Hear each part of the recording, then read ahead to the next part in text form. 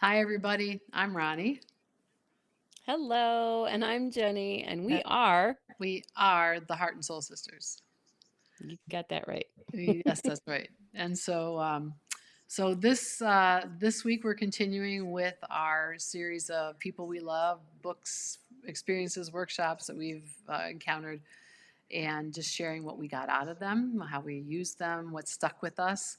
And today we're talking about Karen McLaren and the language of emotions.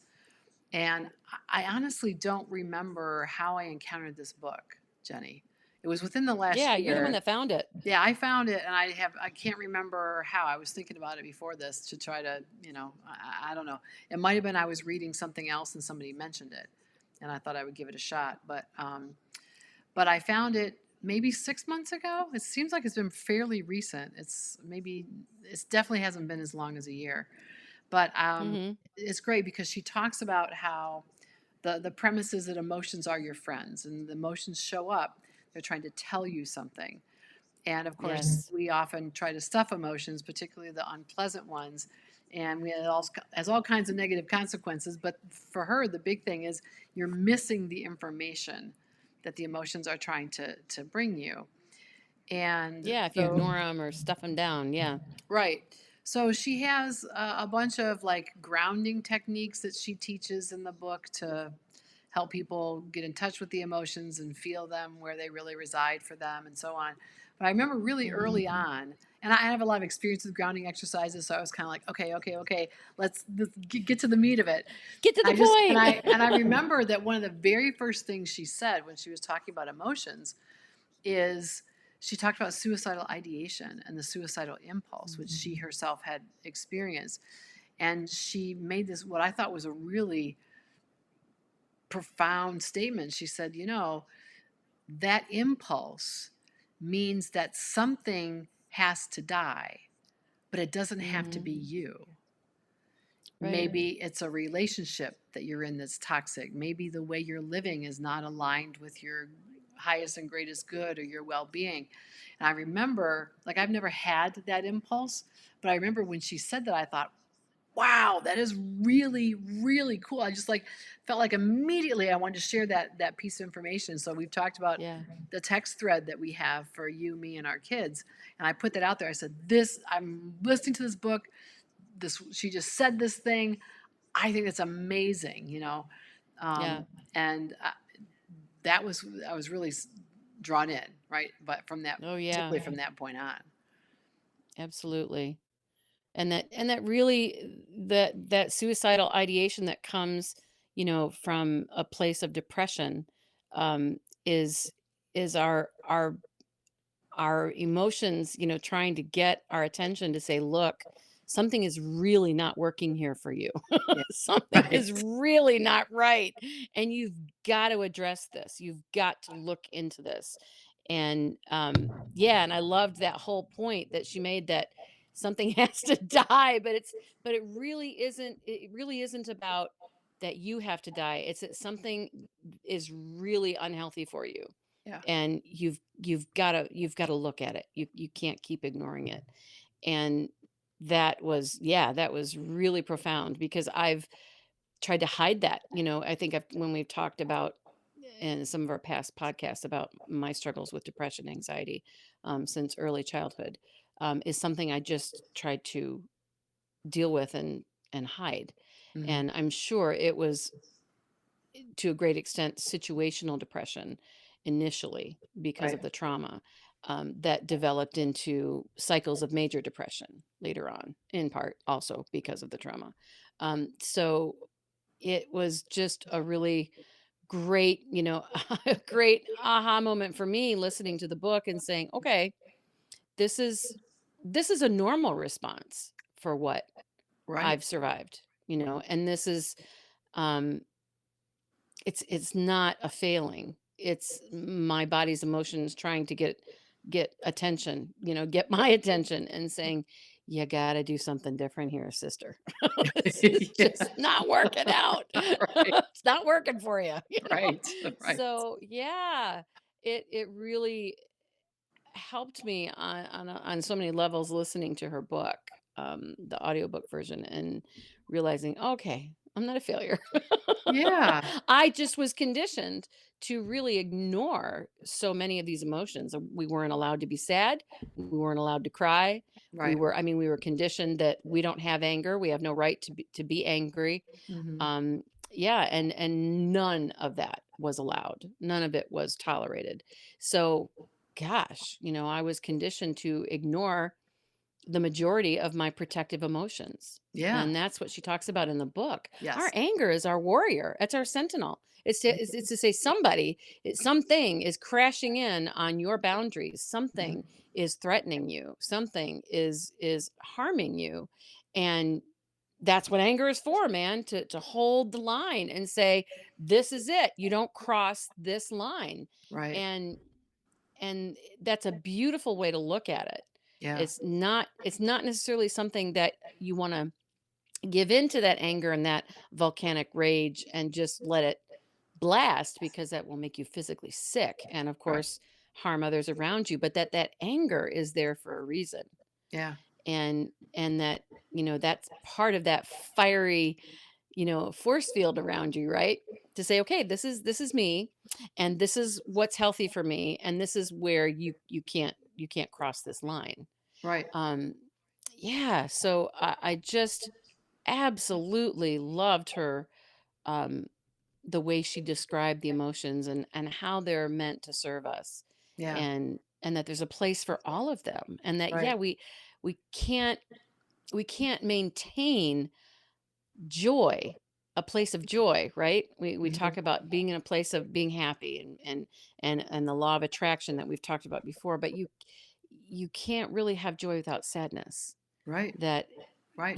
that all of these emotions are meant to work together, and coming through a struggle, or coming to another place of understanding, working through an obstacle, whatever it is in your life, Mhm. um, is part of what brings you to that place of exhilaration on the other side of it, right?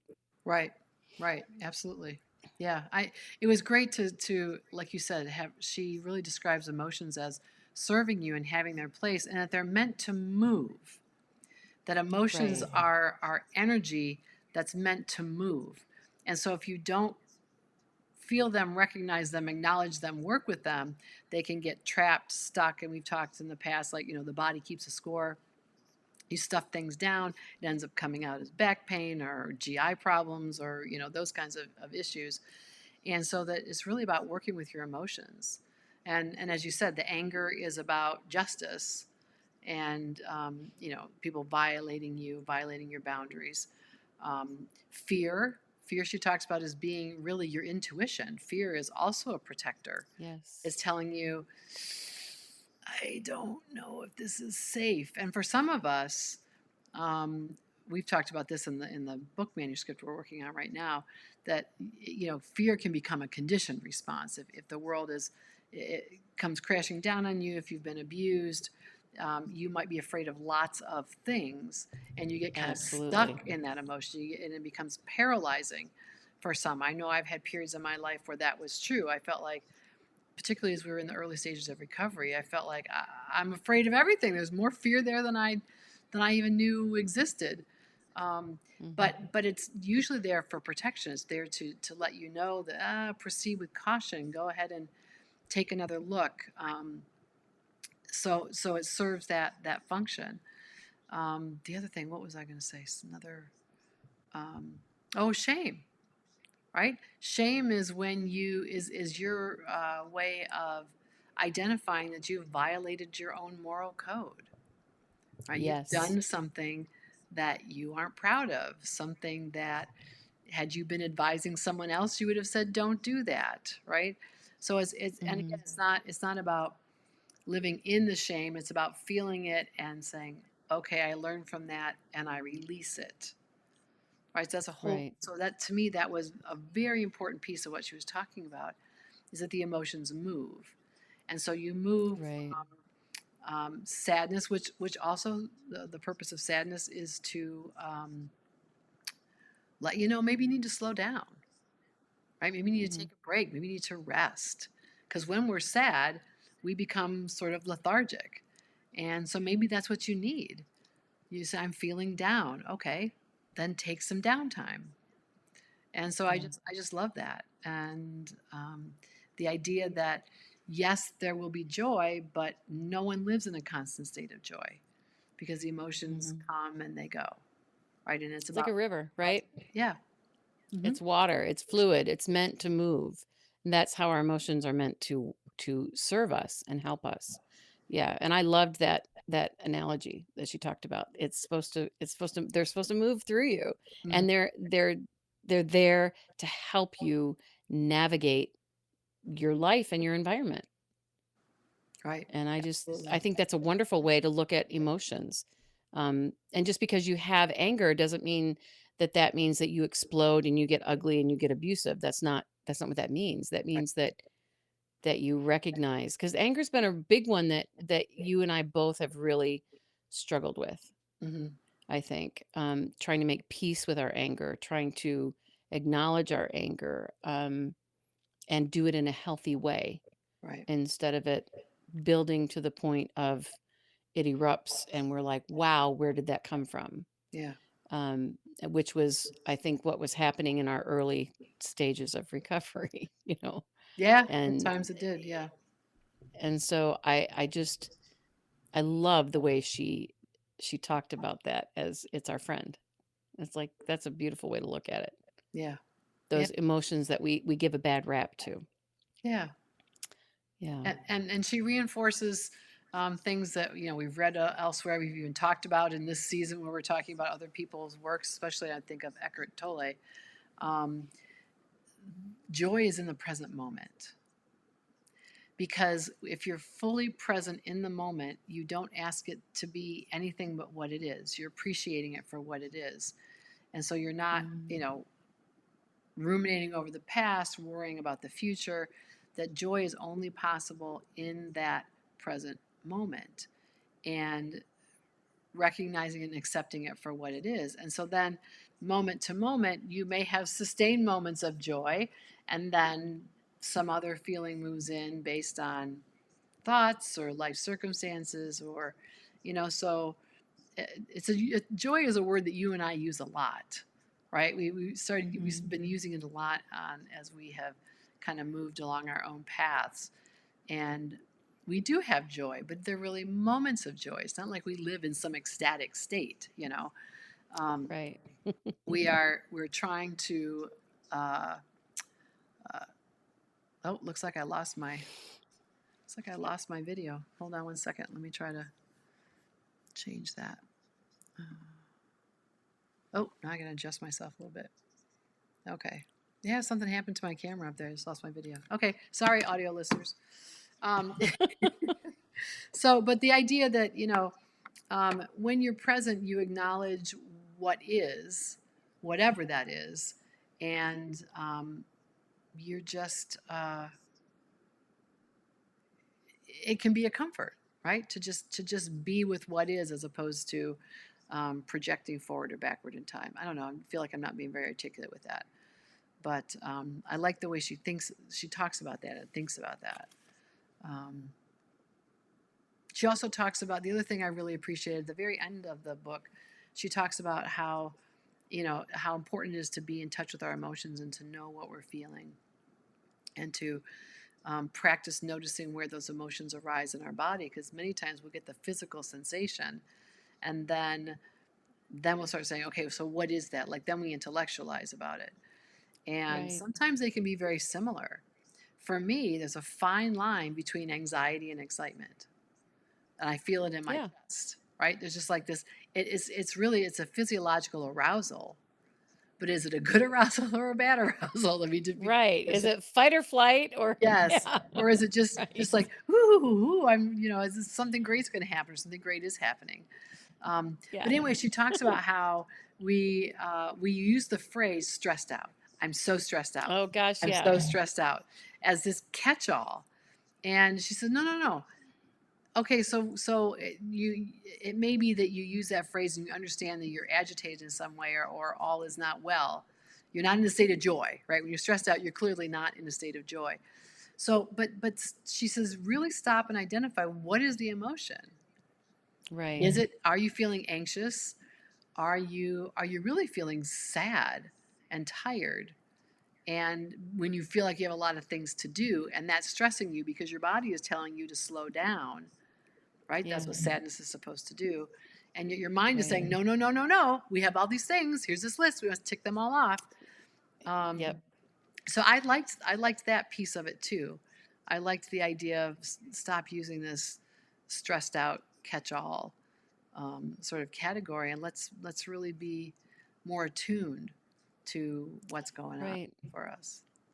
Right. And what I got out of that when she was talking about we use that term stressed, which actually is a mechanical terminology. It has nothing to do with emotions, right? Yes, right. And it's like skipping over the emotions completely and just kind of ignoring them when really we're called to look at what do we need to do in that moment if we're feeling stress. Do we need to go have a little cry and just let some of the sadness or some of the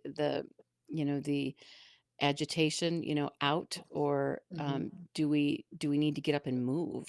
Do we need to just get out of the anxiety and or get in touch with the anxiety and move our body, get up and do something, that fight or flight feeling that a lot of us get Hmm. with that emotion. So it's really great about, I just love the whole idea of that all of these emotions are all here to serve us. They're all meant to help us negotiate and navigate these daily interactions and things that happen in our lives. And I know, with my work, for example, I love, I love being in a position where I am helping people, encouraging people, but there's also a whole other side of it where people don't, they come in and say, hey, I have all these problems, and I probably mentioned this before, I think in other podcasts, but I don't want tests. I don't want to take any meds. I don't want to change my lifestyle. Right. Don't tell me to stop smoking or anything. And so there's this big, huge burden that I feel like these people come in and lay on my shoulders and say, fix this, Yeah. but don't do anything. Don't make me do anything. D- and that instantly goes to a place of my chest gets tight. It feels like I've got this squeezing band around my heart, and it's like, crap, what am I gonna do for this person, and how can I help them understand? And it just becomes this, like, almost like a battle of the wills, that where I can see them getting angrier and angrier, and the wall is going up. And as I'm talking about what their possible symptoms could be, and this is why we have tests, and I oftentimes make a joke that, I wish this was Star Trek and I could have a little wand and go do do do do do do do and tell you what's going on, but I don't.